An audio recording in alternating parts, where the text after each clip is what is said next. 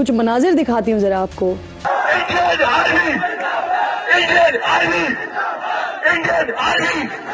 ये है आजाद कश्मीर का इलाका। सबसे खास बात तो ये रही कि किशन गंगा नदी के उस पार से इंडियन आर्मी जिंदाबाद जैसे नारे लगाते नजर आए हैं। हम पाकिस्तानियों के तो जैसे बुरे दिन खत्म होने को ही नहीं आ रहे। आपने सबसे पहले घबराना नहीं है।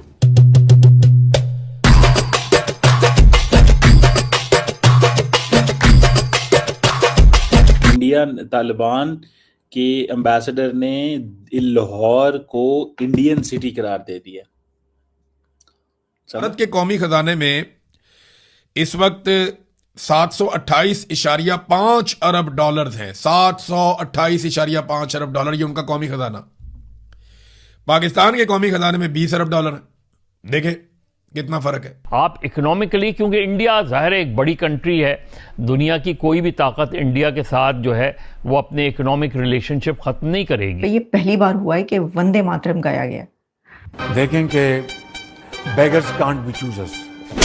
Today again I would like to nominate this great president for Nobel Peace Prize who is genuinely a man of peace.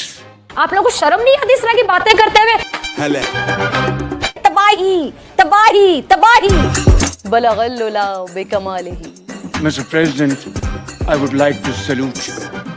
अस्तगफुरुल्लाह अज़ीम, ये उम्मत का क्या हाल हो गया है। पाकिस्तान में 14 अगस्त मनाई गई जश्न आज़ादी, और भारत में 15 अगस्त मनाई गई, वो उनका जश्न आज़ादी। और दोनों में फ़र्क जो हम वीडियो देखते हैं, तस्वीर देखते हैं, तो एक वाज़ेह फ़र्क है जो वहाँ से और यहाँ से अलग अलग पिक्चर पेश करता है। पाकिस्तान के अंदर जो मरकज़ निगाह या जो मरकज़ी हैसियत जिस शख्सियत को मिली तकरीबात के अंदर, वो फील्ड मार्शल आसिम मुनीर है, एक सरकारी मुलाजिम, एक फ़ौजी ऑफिसर जिसने रिटायर हो जाना है और जो एक्सटेंशन के ऊपर है।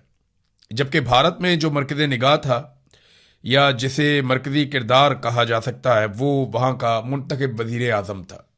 ये फ़र्क है पाकिस्तान में और भारत में। महंगाई, मानवाधिकारों के हनन, कुशासन से त्रस्त हैं और ऐसे सुलगते हालात के बीच एलओसी के पास भारत और भारतीय सेना के समर्थन में जब ये आवाज उठी तो ये इशारा करती है कि वहां के लोग अब सरकार की नीतियों से परेशान हैं।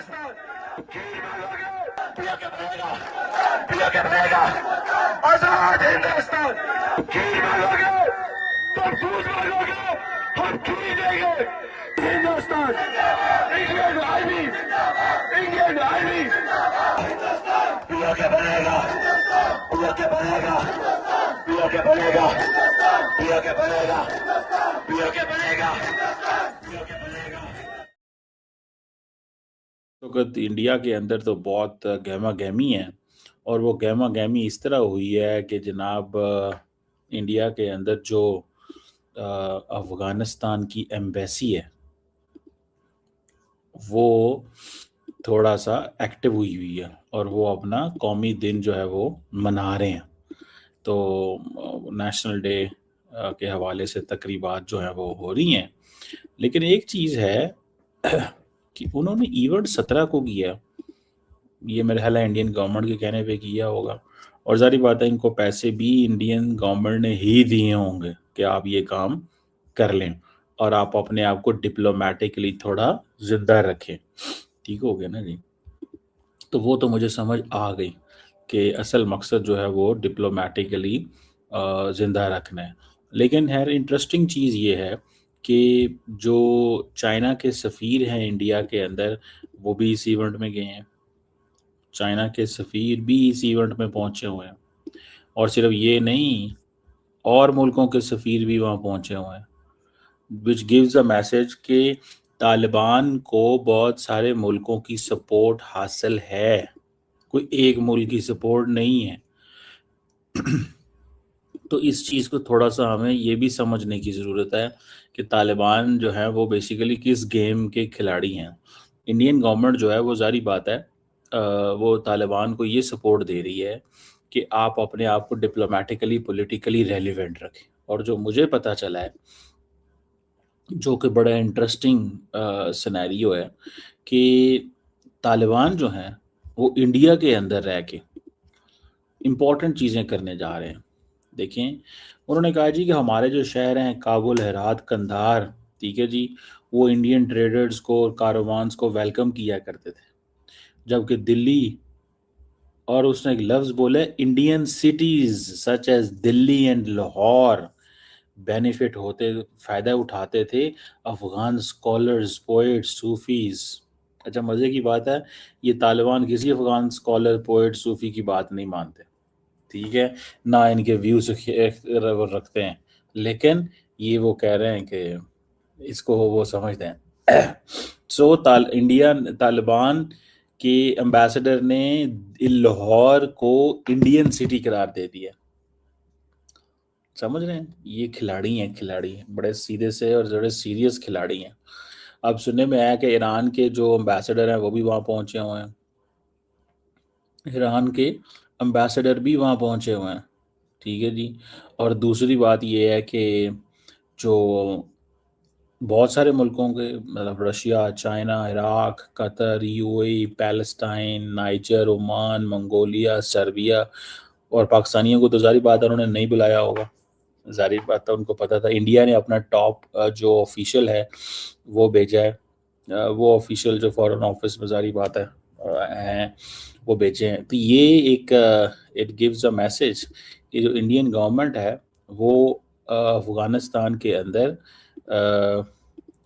अपने असर वसूख को बढ़ाना भी चाहती है, अफ़गानिस्तान के अंदर अपने असर वसूख को बढ़ाना भी चाहती है, एंड अबव ऑल तालिबान को एक फ्री हैंड देना चाहती है कि वो इंडिया के अंदर अपनी एक्टिविटीज़ कर सके, एक स्पेस जो है वो दे सके। तो इससे आपको ये पता चलता है कि, और ख़ास तौर पे तो आपने इस वीडियो में देखा कि जो पीओके के लोग हैं किस प्रकार हिंदुस्तान जिंदाबाद, इंडियन आर्मी जिंदाबाद और पोक बनेगा हिंदुस्तान जैसे नारे लगा रहे हैं। दोस्तों 15 अगस्त के शाम इंडियन साइड के जो लोग थे वो किशनगंगा डैम है कश्मीर में, वहाँ पे जश्न मना रहे थे 15 अगस्त के। उसी दौरान जो पीओके के लोग हैं वे लोग भी जो इंडियन कश्मीर के लोग स्लोगन लगा रहे थे उसी को देखकर अपना स्लोगन लगाने लगे और सुर से सुर मिलाने लगे और बोलने लगे कि पीओके बनेगा हिंदुस्तान, इंडियन आर्मी जिंदाबाद, हिंदुस्तान जिंदाबाद जैसे नारे लगाने लगे। दोस्तों आप इस बदलाव को देख सकते हैं किस प्रकार ऐसा बदलाव आया है। एक समय आया था जो पाकिस्तान की जिहादी सेना वहाँ के लोगों को ट्रेनिंग देकर इंडिया में टेरर फैलाने के लिए प्रॉक्सी के रूप में इस्तेमाल करती थी और आतंकवादी बना रहे थे। आपने देखा कुछ दिन पहले कि जो पाकिस्तान के सेना है, जिहादी सेना, पीओके के लोग को चुनाव के मामले को लेकर जो आंदोलन कर रहे थे उन्होंने गोली मार दिया, कई लोग मारे गए, जिससे वहाँ के लोगों में काफ़ी उत्साह है और पाकिस्तानी सेना के विरोध हो गई है और पाकिस्तानी सेना को वहाँ से निकालना चाहती है और पीओके खुद को एक अलग देश बनाना चाहती है या भारत के साथ मिलना चाहती है। दोस्तों इस्लामिक जो स्टेट पाकिस्तान है वो एक दिन ना एक दिन कई टुकड़े में बट जाएंगे, खंड खंड टुकड़ों में। आप देख रहे होंगे कि जो बलूचिस्तान के इलाका है वो भी आज़ादी के जो मूवमेंट चला रहे हैं और खुद को रिपब्लिक ऑफ बलूचिस्तान घोषित कर दिए हैं। आप देखेंगे कुछ दिन बाद 2 या 3 साल के बाद जो साउथ एशिया है वहाँ पे एक नया देश उभर कर आएगा, नया देश बनेगा जिसका नाम रहेगा रिपब्लिक ऑफ बलूचिस्तान। वहीं पे जो खैबर पख्तूनख्वान जो अफगानिस्तान का इलाका है पाकिस्तान कंट्रोल में, वहाँ भी टीटीपी डेली मूवमेंट कर रही है और पाकिस्तानी सेना पर दिन दहाड़े हमला कर रही है और आप देखते जाइए दोस्तों। तो दोस्तों वीडियो कैसा लगा कमेंट बॉक्स में ज़रूर बताइए, वीडियो को लाइक करें, शेयर करें और चैनल को सब्सक्राइब करना ना भूलें।